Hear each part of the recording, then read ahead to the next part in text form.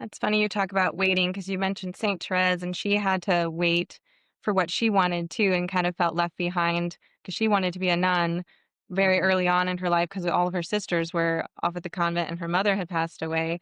And Yes. so the two of you kind of have that in common as well, that you were both waiting for that time. Mhm. Did you Oh, connect with her on that level at the time, or did you even know about that, or what about her drew you to her? She's very popular. yes.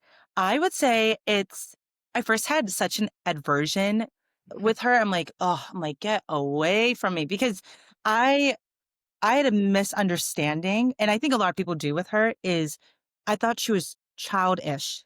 Mhm. I didn't know the difference between childish and childlike.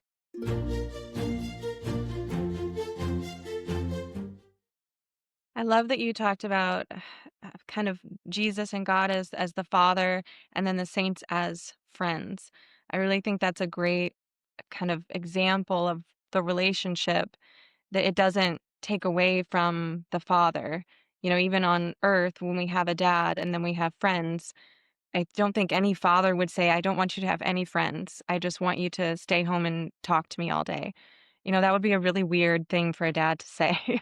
Mhm. I really do think what the point you made is spot on, that the saints they're our friends and they're here to aid us and they don't take away from the relationship with the Father. And I've heard so many stories like yours where you needed that extra boost of someone on in heaven, but who had lived on earth to help you and inspire you. And I love that quote too of pray, hope, don't worry. It's such a good one. And I had not known about him. I'm kind of have a similar background to you where the Saints weren't my friends until college and the Saints weren't really known to me.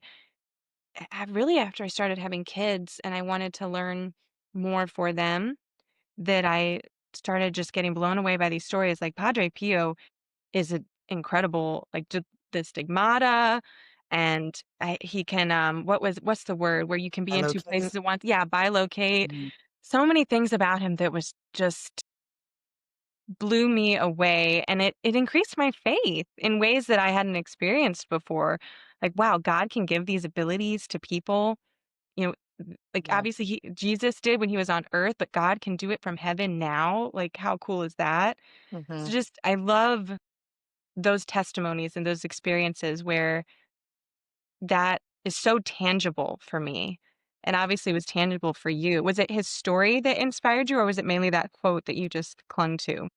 It was really the quote, and honestly, like, as you're speaking now, this is, like, the first time I'm really putting the pieces together. I think the reason the Saints came into my life when they did is because I didn't have Christ-centered friends. Like, I had maybe 2 when I was on campus, but no one else had concern over my soul, where the saints do have concern over our soul, because many of the saints have already received visions when they were here on earth of what hell and purgatory were like.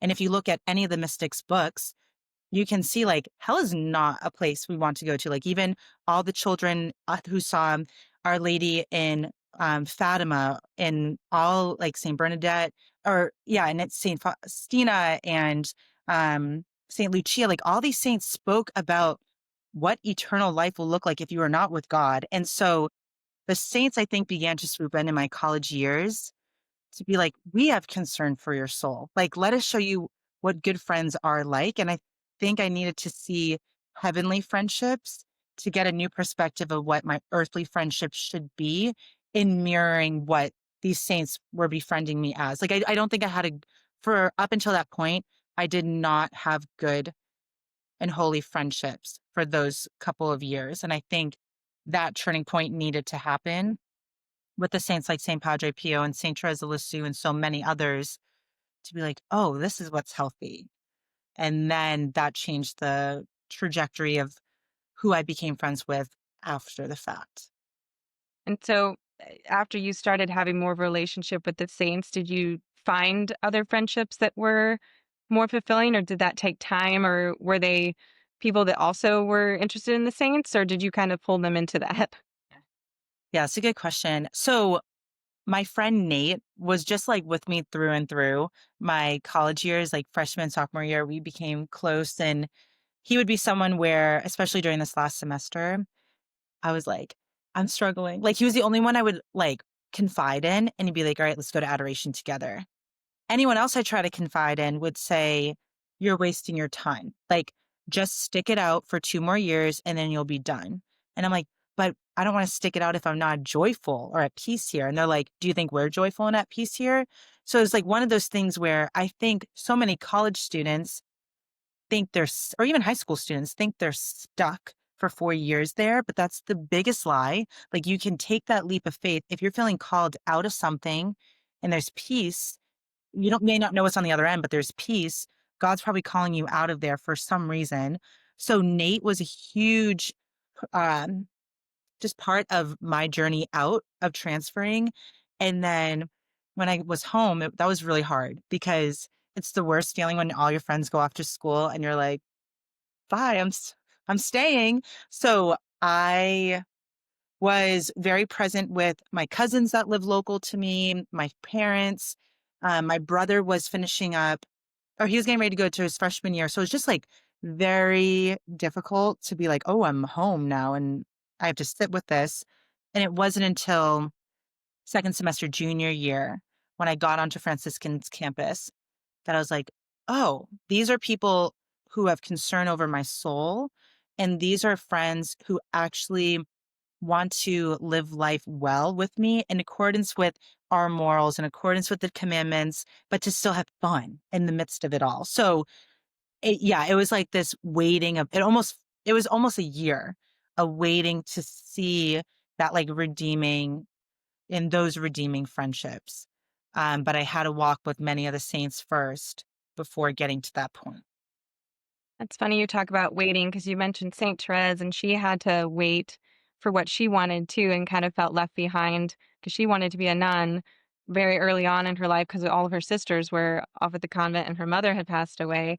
And so the two of you kind of have that in common as well, that you were both waiting for that time.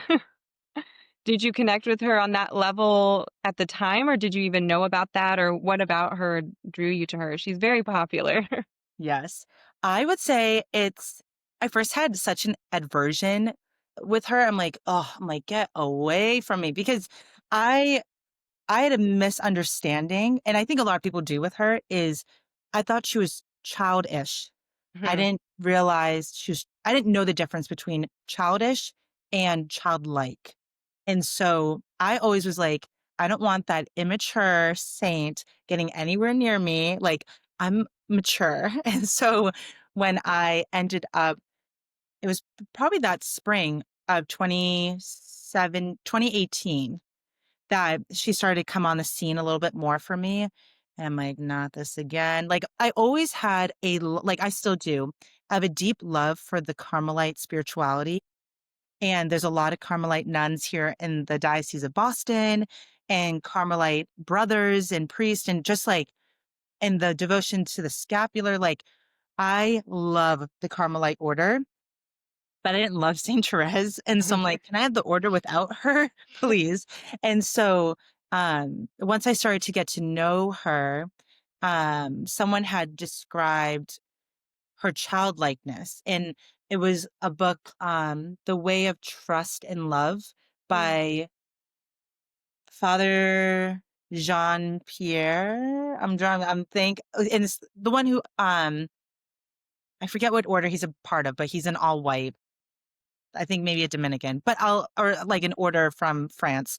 But Mm. in his book that my spiritual director had given me at the time, it explained all about her childlikeness. And that's when the aha moment happened. I'm like, she's not childish at all. Like, she's not immature. She's actually so mature that she can humble and become so small in the eyes of God to let him work through her. Like, that is a sign of great maturity. And that's when I was like, all right, like, I'll befriend you now. Like, I understand now. And I think as I was explaining this to many people, even on my college campus, other girls and guys were like, wait, she's childish and childlike. Like, there's a difference. Like, she's one, but not the other. And I'm like, yes. Like, so it's a Mm. common misconception that many of my friends and peers had. So I don't know if that helps anyone. She's so childlike that she sets up a model for us to just be made lowly and be like, God, I don't have it all together. And I do need a dad in heaven to like hold me and take care of me and carry me through life's tribulations and sufferings. And that's where I was like, okay, I need to learn this because I have so much like pride that gets in the way of me being humble because I'm like, I can do this all by myself. And I can't trust anyone because I think that was also a struggle where I had so many poor friendships. I'm like, I can't rely on anyone. I'm just going to rely on myself. But when St. Therese entered into the scene, she's like, rely on God first, and then you'll see how everything else falls into place. So that's how she began to open my eyes and my heart a bit more to a relationship with God the Father, not just God the authoritative figure. It was like, no, he's my dad, and I need to fall into his embrace.